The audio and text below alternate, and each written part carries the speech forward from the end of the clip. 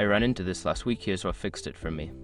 Updating your profile details with Lloyds Bank is straightforward if you follow these steps. Step 1. Log into your account.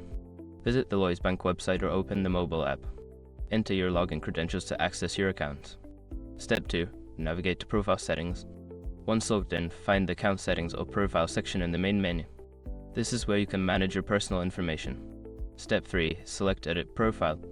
In the Profile section, look for an option that says Edit Profile or Update Details. Click on it to start making changes. Step 4. Update your information. Enter the new details you wish to update, such as your address, phone number, or email. Make sure to double-check for typos before saving.